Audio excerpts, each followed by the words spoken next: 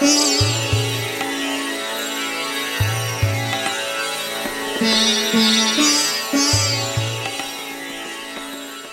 late period in Egyptian history was from 525 BCE to 332 BCE, around about 193 years.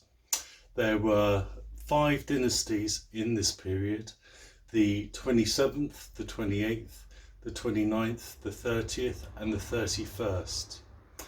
The 27th was the first Persian period, and the last, which was the 31st, was the second Persian period.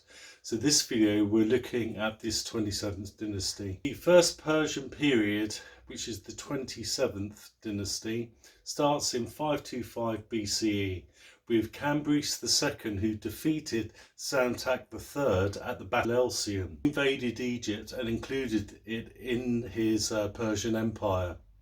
He had a satrap system of government, which is where a viceroy or governor was appointed over a district or region, or in this case the whole of Egypt, and their job was to collect the quotas and send the tributes or taxes to the Babylonian capital, which is where Cambyses had established his capital. What I want to do in this video is, as I go through these Persian rulers, is to give you an overview of what's happening in the Mediterranean world, because I don't want to see Egypt as an isolated place. This is not the old kingdom. It's not the Middle Kingdom where things were changing but didn't have a real effect in Egypt. Egypt is in a situation of being part of the Mediterranean world now. Those effects of the Mediterranean have their impact on Egypt. So that's why I want to give you an idea of what these Persian kings were doing outside of Egypt, why they held the title of Pharaoh of Egypt. Cyrus the Great in 550 BCE. Cyrus was actually Cyrus II. He conquered the Assyrian Empire, the Lydian Empire and the Neo-Babylonian Empire. By 530 BCE, he had died and was succeeded by his son Cambyses II. Okay, and Cambyses conquered Syria, Canaan and Egypt. Conquest is very difficult. It's a time of change and instability, and people aren't quite sure of themselves, and you can see why that is from what actually happened next. So once Cambyses defeated Psamtik III at Pelusium, and he entered into Egypt. First of all, he went to Memphis, and then at Sais, at the nome of Sais, he was crowned King of Egypt, crown of Upper and Lower Egypt, and the son of Ra. He claimed to be the son of a princess, Nitetis, who was the daughter of Pharaoh Apis, the 4th king of the 26th dynasty. So that's how he tried to legitimize his rule in Egypt. They're all looking for mandates as to how they can rule these places that they invade, and that's the device he used. He was an absentee pharaoh. He left control of Egypt into the hands of his viceroy and governor to collect the annual taxes and to send them to his capital, which was Babylon. 3 years later, Cambyses II was dead in 525 BCE. Now Cambyses' successor was Bar-Diyar, and he was murdered by Darius I. Meanwhile, back in Egypt, Petsubatus III led a revolt in Egypt in 522 BCE until 520 BCE. Now, 2 years as a revolt, I think they were raiding Persian outposts in Egypt.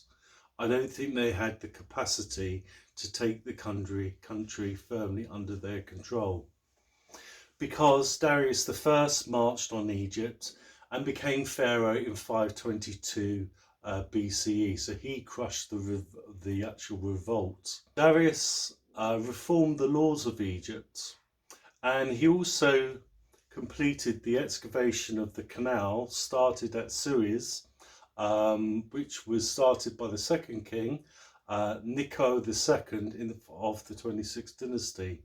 So Nico started the excavation, but it was finished by Darius I. He quite liked Egypt. He certainly liked the skillcraft because he sent hundreds of Egyptian craftsmen and labourers and artisans back to Babylon to build at Susa and Persepolis. Darius visited Egypt again in 497 BCE, and he died in 486 BCE. He was succeeded by his son Xerxes I. Life in Egypt was all about taxation. He increased the taxation and he stopped funding the temples. Now, the temples were funded from the 12th dynasty onwards by Senusret I. Remember, he created the manifestations of Ra in the main deities and took responsibility for the upkeep and repair of temples. Well, Xerxes doesn't want anything to do that. He stops funding Egyptian temples. He's diverting all of his resources in defeating the Greeks, and that has a big effect on the Egyptians. There is a revolt in Egypt. Then there are two revolts in Babylon. So obviously this overtaxation and this focus on invading Greece was something which upset a lot of people within his empire. Egyptians were conscripted into the Persian army. Babylonians, Hebrews, Semitics, all over the empire. He created this international army to invade Greece. Xerxes completing his father's building projects at Susa and Persepolis. Xerxes was assassinated in 465 BCE by a chap called Artabanus. And Artabanus was killed by Cyrus I, who killed Xerxes' sons and then Artabatus' sons as well. So he killed the next Darius, who was Xerxes' son, and he killed Artabanus and his sons. You don't want any contenders to the throne, I suppose, if you're a usurper. So he did this in 465 BCE, and he ruled in name only in Egypt until 44 BCE. Now, during that time, there was another rebellion in Egypt, and it was led by Libyans and Athenians, and they were defeated by a Persian army in 454 BCE. The king was succeeded by his son, Xerxes II, who ruled Egypt for 45 days and was assassinated by his brother, who was then assassinated by Darius II in 423 BCE. And Darius II ruled Egypt until 404 BCE. But remember, it's a satrap system. So most of these Persian rulers are not going to Egypt unless there's trouble. They're relying on their governors and viceroys to send the taxation that they need to pay their armies and to pay for their military activities within the empire. And the impression I get is that there is rebellion everywhere. Nobody is happy with this overtaxation. And it's all because Darius I took on the Greeks. If he had just left those Ionian islands alone, increased a navy to subdue those Greek pirates, which was probably the main reason why he wanted those Ionian islands, he could have had a really good empire and invested wisely throughout. But he didn't. He diverted all of his resources into warfare, and that can drain an economy. It certainly drained Ramesses II and Ramesses III's economies in Egypt, which is why they looked for treaties. They looked for peaceful solutions after the first, second, third, fourth campaigns. So Darius II learned from his mistakes, learned from Darius the first mistakes and Xerxes the first mistakes, and decided to fund the Spartans to go to war with Athens. And that's what they did. They funded the Spartans, who built a navy, defeated the Athenians, and then got the Athenians to pull down the walls around their cities. That was all funded by Darius II. There was a rebellion in 409 BCE by the Iranians. They had to put that down.